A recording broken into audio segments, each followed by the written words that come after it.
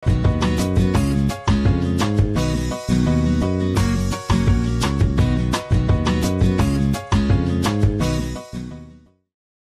saudaraku, kembali lagi berjumpa di Live Study, sebab orang yang berhenti belajar, berhenti bertumbuh. Mari kita bersatu dalam doa. Bapa, bicara kepada kami buka hati kami dengan rasa lapar dan haus, dan berikan kami anugerah-Mu untuk bisa melakukan kebenaran firman-Mu. Dalam nama Tuhan Yesus kami berdoa, amin.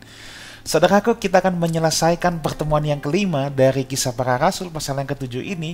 Sekarang penghabisannya ayat 51 sampai dengan ayat 60. Langsung kita akan memulai, saudaraku. Sekarang saya akan bacakan ayat yang ke-51. Hai orang-orang yang keras kepala dan yang tidak bersunat hati dan telinga, kamu selalu menentang Roh Kudus sama seperti nenek moyangmu. Demikian juga kamu. Saudara, teguran sangat keras dilayangkan Stefanus kepada mereka.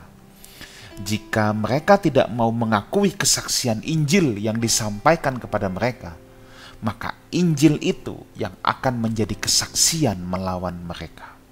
Ya, di sini yang pertama Stefanus menegur mereka. Mereka sama seperti nenek moyang mereka yang adalah orang-orang yang keras kepala dan dengan sengaja menolak kebenaran. Ya.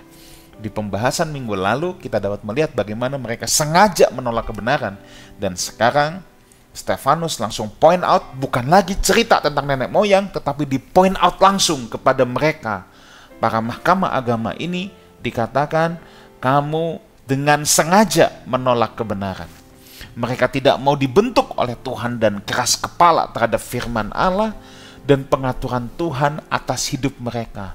Sama persis seperti yang dilakukan oleh nenek moyang mereka. Saudara, kita jangan sampai seperti orang Israel yang dengan sengaja menolak kebenaran, ya. Lalu dengan sengaja kita keras kepala terhadap firman Allah. Kita sengaja menolak pengaturan Tuhan. Itu ciri-ciri Israel sebagai bangsa yang tegar tengkuk. Sebagai orang percaya, kita jangan mengikuti jejak ini. Bukankah Paulus juga pernah berkata Israel adalah sebuah peringatan atau suatu peringatan. Poin yang kedua, mereka tegar tengkuk dan tidak bersunat hati maupun telinga. Ya, itu yang dikatakan oleh Stefanus, tidak bersunat hati maupun telinga. Tegar tengkuk adalah seperti lembu yang tidak mau dipasangi kuk. Ya, saudara tahu lembu kalau mau membajak harus dipasangi kuk, ya, supaya bisa diarahkan oleh sang pemilik lembu. Nah, Tuhan juga berkata, pikulah kuk yang kupasang, ya, supaya kita bisa jalan sinkron dengan kerajaan Allah. Tetapi mereka tegar tengkuk, artinya seperti lembu yang nggak mau dipasangi kuk, maunya suka-suka sendiri, saudara. Ya. Lalu di sini dikatakan keras kepala dan tidak bersunat hati dan telinga.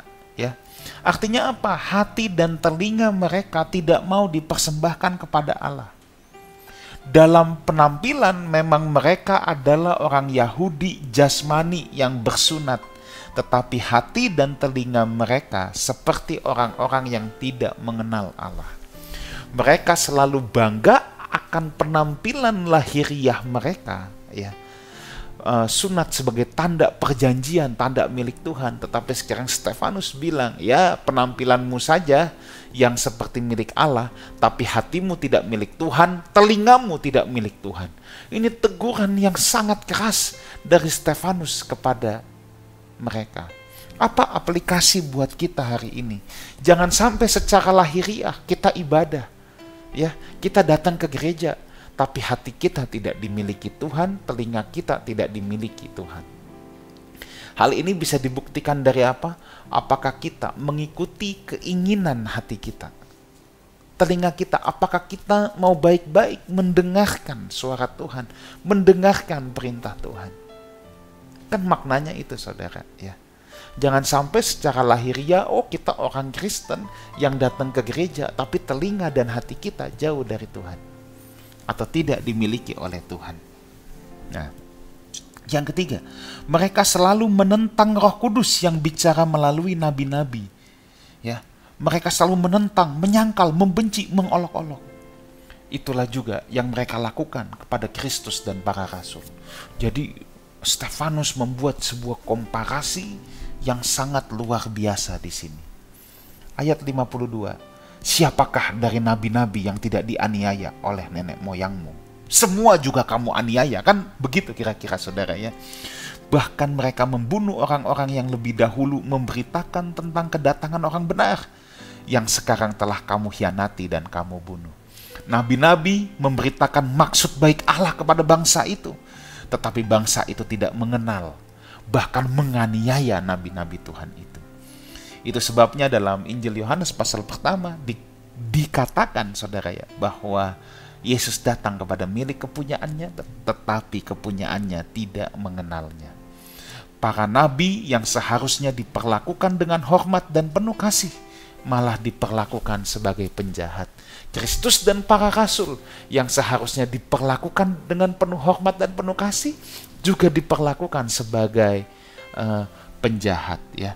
Dan di sana para nabi telah memberitakan ya, telah menubuatkan tentang kedatangan orang benar, yaitu Yesus. Tapi sekarang malah dikhianati dan dibunuh. Bukankah mereka, para mahkamah agama ini, yang dengan liciknya membayar Yudas untuk mengkhianati Yesus? Dan mereka dengan liciknya memaksa Pilatus untuk membunuh Yesus. Ya benar, bahwa merekalah pengkhianat dan pembunuh itu. Itulah sebabnya ya, bagi Stefanus ketika ditegur, justru bukan dakwaan kepada Stefanus yang balik mendakwa mereka bahwa mereka pengkhianat dan pembunuh orang benar yang adalah Mesias itu sendiri.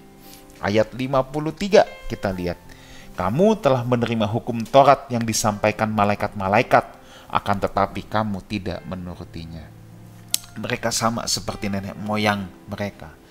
Di sini yang dimaksudkan hukum Taurat itu kan pewahyuan ilahi saudara ya. Mereka menghina pewahyuan ilahi dan menolak untuk dipimpin dan diperintah oleh wahyu ilahi itu. Inilah puncak keburukan dosa mereka, yaitu bahwa sia-sia saja Tuhan memberikan hukum Tauratnya kepada nenek moyang. Dan sekarang Tuhan memberikan Injil yang adalah kabar baik dari Allah. Mereka juga tolak, mereka tidak mau ada dalam tuntunan Injil. Nenek moyang mereka menerima hukum Taurat, namun tidak menurutinya. Ulangan 33 ayat 2 mencatat bahwa Tuhan telah datang dengan puluhan ribu orang kudus, malaikat-malaikat, ya, tetapi bangsa itu tetap tidak menghormati Tuhan. Sekarang mereka, setelah mendengar Injil, mereka juga tidak mau percaya, bahkan justru menganiaya pemberita Injil itu. Mereka betul-betul sama persis kalau kata orang sekarang 11-12 loh. Nah, ya kira-kira gitu ya, 11-12 sama nenek moyangnya mereka. Ayat 54, ketika anggota-anggota mahkamah agama itu mendengar semuanya itu, sangat tertusuk hati mereka. Maka mereka menyambutnya dengan gertakan gigi, saudara ya. Mereka menyambutnya dengan gertakan gigi. Lihatlah betapa parah kerusakan akhlak mereka ya. Ketika Stefanus ngomong begitu, tertusuk hati mereka dan terlihat siapa mereka yang sebenarnya. Ibaratnya topengnya terobek dan terbuka, iblisnya langsung keluar. Yang mereka peragakan adalah kebencian yang sempurna, neraka yang liar, gertak gigi. Mereka berubah menjadi manusia jelmaan setan, keturunan ular yang menyembuhkan racun. Saudara, kata-kata keras ini bukan karangan saya kutip dari penafsir terkenal Matthew Henry. Ya, memang saudara bayangkan begitu kemarahan mereka, menggertakkan gigi. Mereka tampak seperti makhluk jelmaan iblis. Hati-hati yang suka marah-marah lepas kontrol sampai gertakan gigi. Jangan sampai Anda terlihat seperti manusia jelmaan setan. Ya saudara ya. Oke. Hati mereka tertusuk ya. Dieprionto dalam bahasa Yunani, yang dapat diartikan hati mereka seperti digergaji. Ya, saya percaya saudara, ya, Stefanus dipakai Tuhan untuk memberikan teguran yang sangat keras. Mulutnya dengan penuh hikmat kuasa Tuhan. Tentunya sekali lagi, dia seorang yang belajar, dia seorang yang terdidik. Stefanus bisa menjelaskan panjang lebar sebab dia memang orang yang terpelajar. Mahkamah agama ini awalnya berpikir mereka bisa mendebat dan menghabisi Stefanus. Tetapi nyatanya Stefanus berbicara dalam hikmat Roh Kudus yang tidak bisa mereka sanggah sama sekali. Mereka tidak bisa menyanggah Stefanus. Mereka harus mengakui apa yang Stefanus katakan benar. Karena mereka tidak bisa menyanggah, mereka hanya bisa marah, menggertakkan gigi. Ya, hanya bisa marah, saudara. Ayat 55-56 kita lihat sekarang. Tetapi Stefanus yang penuh Roh Kudus menatap ke langit lalu melihat kemuliaan Allah dan Yesus berdiri di sebelah kanan Allah. Lalu katanya, sungguh aku melihat langit terbuka dan anak manusia berdiri di sebelah kanan Allah. Ya. Saudara, apa yang dikatakan oleh Stefanus ini, saudara, ya, seringkali membingungkan, ya. Saya tidak bisa membahas Tritunggal pada kesempatan ini. Nanti kita akan ada edisi khusus, saudara, ya, untuk membahas tentang Allah Tritunggal. Tetapi di sini saya ingin bahas dulu secara singkat. Orang kalau baca ayat ini nih suka bingung. Jadi Allahnya berapa? Ada Bapa, ada Anak gitu. Diri di sebelah kanan, duduk di sebelah kanan. Jadi ada dua, ya. Saudara, ini adalah kata-kata kiasan, saudara, ya. Ini adalah kata-kata kiasan. Ya. Saudara, kalau dikatakan duduk di sebelah kanan atau diri di sebelah kanan, saudara jangan bayangkan duduk di sebelah kanan, oh kursinya ada dua. Lalu kalau tahta Allah, tahtanya mau sebesar apa ya? Ya saudara, Allah itu lebih besar dari alam semesta ini. Alam semesta ini ciptaan Tuhan. Makanya kan di pembelajaran kita yang minggu lalu, langit itu tahtaku, ya kata Tuhan. Mana bisa ada tempat, ada tempat yang muat untuk kediaman Tuhan, kan tidak ada. Jadi ini kiasan, saudara, ya. Ini adalah makna kiasan. Kenapa dikatakan di sebelah kanan? Jangan saudara pikir kalau ada kanan lalu ada kiri. Itu kan gaya berpikir yang sangat primitif dan lahiriah sekali, fisik sekali. Kalau dikatakan tangan kanan Pak Jokowi, itu kan artinya apa? Orang kepercayaan Pak Jokowi. Nah, itu pun kan sebuah kiasan. Kalau dikatakan anak Allah, jangan kita pikir siapa bapaknya Allah, siapa ibunya Allah. Lah, memang anak tangga ada bapaknya tangga sama ibunya tangga, itu kan nggak ada, saudara, ya. Ini sangat kiasan. Nah, jadi kalau dikatakan di sebelah kanan, ya, ini kan sebenarnya kiasan yang berasal dari Mazmur 110 ayat 1, ya. Dalam bahasa Ibrani yamin, yang berarti diperkenan. Nah, ungkapan ini muncul dari bait suci, saudara. Bait suci itu menghadap ke arah timur, ya. Dan di sebelah kanan bait suci, ya, itu kan ada ruang Maha Kudus, dan di sebelah kanan ruang Maha Kudus kan bait suci itu ada halaman ruang kudus dan ruang Maha Kudus, ya. Hadapnya ke timur tadi. Nah, di sebelah kanannya ruang Maha Kudus, ya, itu ada istana Daud. Nah, jadi istana Daud otomatis menghadap ke selatan, adanya di selatan. Nah, jadi di sebelah kanan Allah, ya, atau duduk di sebelah kanan Allah, berdiri di sebelah kanan Allah, itu maksudnya adalah tahta kerajaan Daud yang kokoh sampai selama-lamanya, yaitu Mesias. Bukankah Allah pernah berjanji kepada Daud bahwa kerajaan Daud akan kokoh sampai selama-lamanya? Siapa yang dimaksud? Bukan Salomo, bukan raja-raja siapa-siapa. Yang dimaksud adalah Mesias, yang adalah Kristus. Makanya Yesus seringkali disebut sebagai anak Daud, saudaraku. Anak Daud. Maksudnya apa? Yaitu bahwa dialah yang akan mengokohkan kerajaan Daud sampai selama-lamanya. Jadi berdiri di sebelah kanan Allah, duduk di sebelah kanan Allah, itu bukan bicara ruang dan waktu, tetapi bicara perumpamaan. bahwa Mesias yang akan datang adalah raja yang kekal sampai selama-lamanya. Ya, makanya Yesus sering dikatakan sebagai Mesias itu adalah anak Daud ya. Jadi paham ya, saudara jangan bingung baca ayat ini, Allahnya orang Kristen itu berapa sih? Enggak, saudara jangan bingung saudara ya. Ini kan banyak serangan iman kepada orang Kristen kalau udah bertalian dengan begini, katanya Allahnya orang Kristen ada 2, 3. Enggak, itu primitif sekali. Nah, saya harus cerita dulu sedikit saudara. Satu kali Aristoteles, filsuf terkenal, dia menuliskan karya-karya yang hebat, pemikiran-pemikiran yang hebat. Satu kali murid-muridnya bertanya sama Aristoteles, kenapa tidak bicara tentang Tuhan? Lalu Aristoteles bilang gini, aduh, Tuhan itu ketinggian.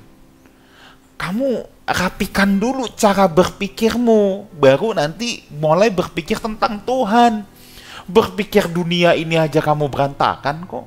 Nah, Aristoteles maka bilang, logika yang dasar yang paling pertama itu kan fisik. Saudara, kenapa ngelihat bola bentuknya bulat? Kan ada bendanya, kelihatan bulat. Ada bendanya. Yang di atas itu sudah tidak ada bendanya lagi, cuman ada di pikiran kita. Itu namanya logika matesis.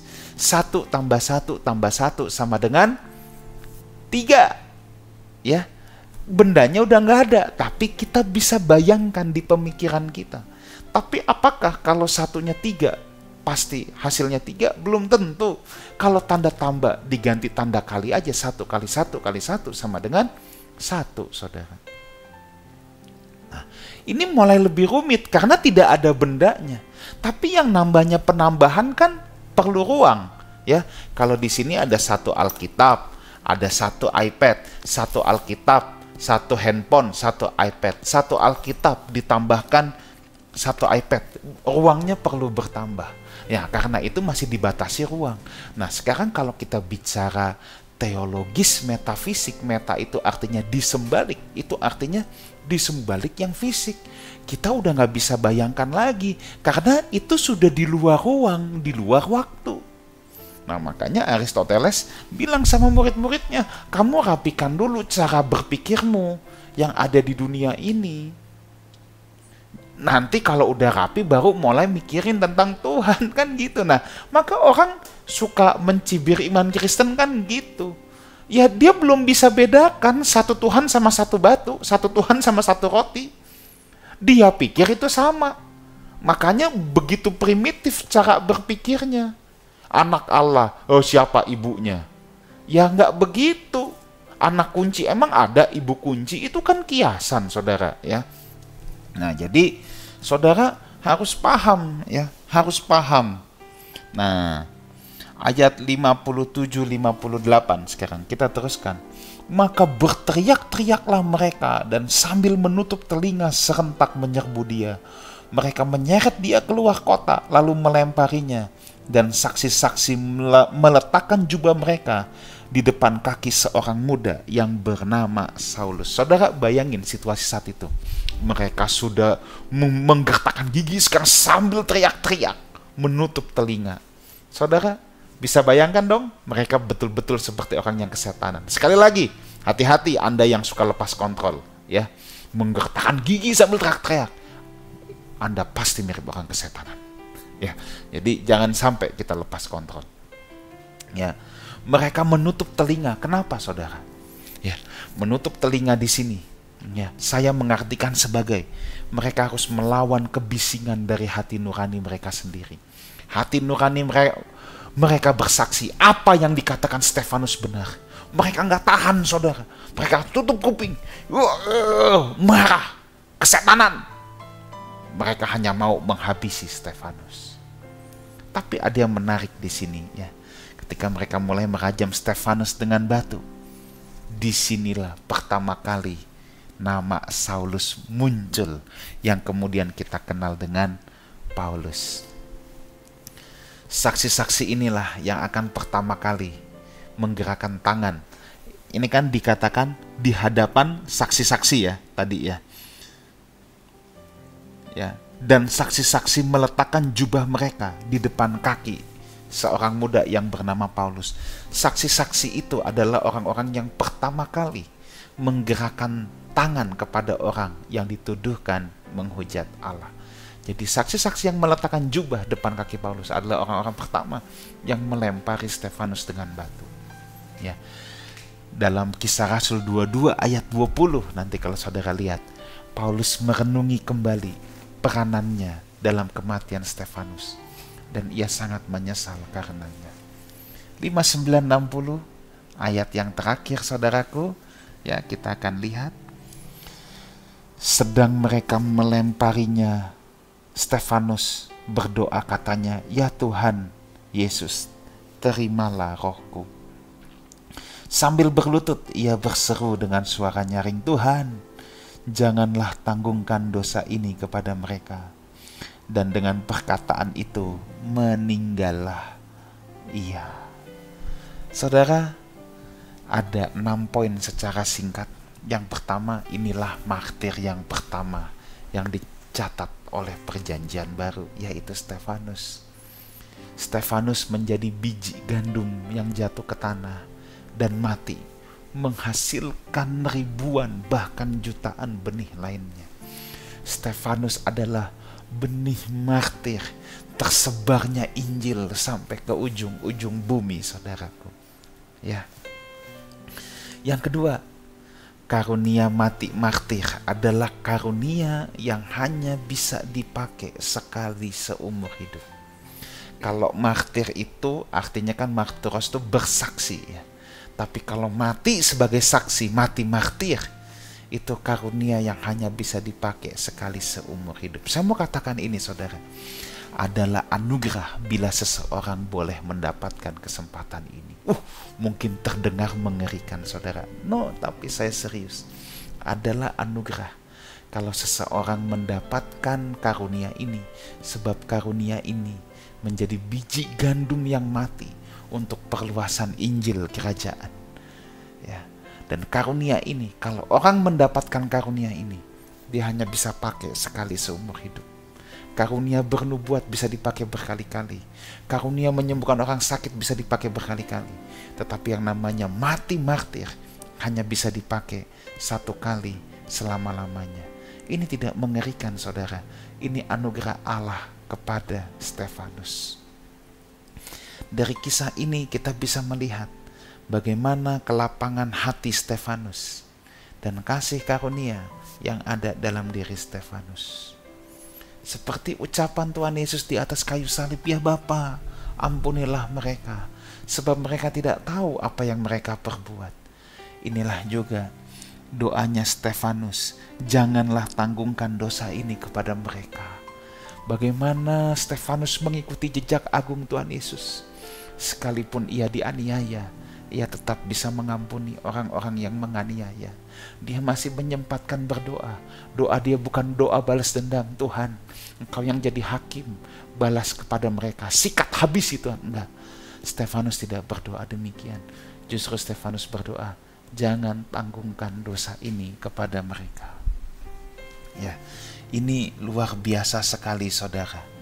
Yang keempat, Stefanus melihat kemuliaan Allah sebelum mati martir. Sebab memang ia sendiri akan mendapatkan kemuliaan bersama orang-orang kudus. Penglihatan Stefanus melihat anak manusia berdiri di sebelah kanan Allah. Dia melihat langit terbuka, saudara. Ini penglihatan yang sangat indah, saudaraku. Ya. Hati saya tergetar setiap kali saya membaca kisah ini, saudaraku. Hati saya sungguh tergetar. Memang Stefanus orang yang pasti akan menerima kemuliaan bersama Tuhan. Maka Tuhan pun mengizinkan dulu sebelum dia mati martir, dia diperbolehkan melihat kemuliaan itu. Ini kisah yang luar biasa. Yang kelima, dalam tekanan dan penderitaan yang begitu luar biasa, Stefanus hanya memusatkan pikiran, bahkan rohnya kepada Tuhan Yesus. Makanya, "Ya Tuhan Yesus, terimalah rohku." Saudara, kita kalau dalam aniaya, dalam kesulitan, dalam kesengsaraan, dalam penderitaan, pertanyaan saya, kita arahkan perhatian, pandangan roh kita kepada siapa? Apakah kepada Tuhan atau kepada dunia ini, kepada masalah kita, kepada penderitaan kita. Belajar dari Stefanus. Dalam tekanan dan penderitaan yang begitu luar biasa, ia hanya memusatkan pikiran bahkan rohnya kepada Tuhan Yesus. Ayat ke-6, ini indah saudara. Poin yang ke-6.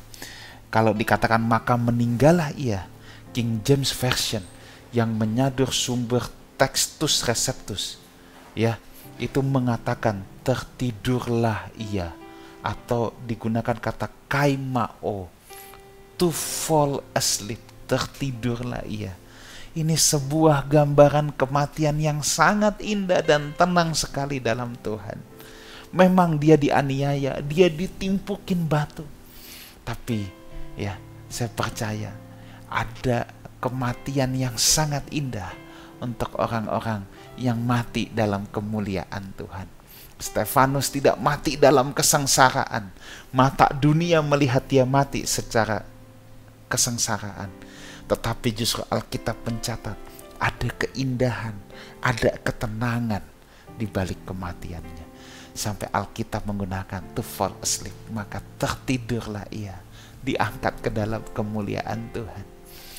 Amin. Mari kita berdoa. Tuhan Yesus, terima kasih. Biar kesaksian Stefanus ini boleh terukir kuat dalam hati nurani kami. Dalam nama Tuhan Yesus kami berdoa. Amin. Saudaraku, sampai jumpa di Life Force Community Uang Plaza lantai 2 jam 10 pagi. Saya ingin bertemu Bapak Ibu Saudara sekalian. Ada sekolah minggu, ada katalis juga youth kita. Sampai jumpa di live study minggu depan, sebab orang yang berhenti belajar, berhenti bertumbuh. God bless you.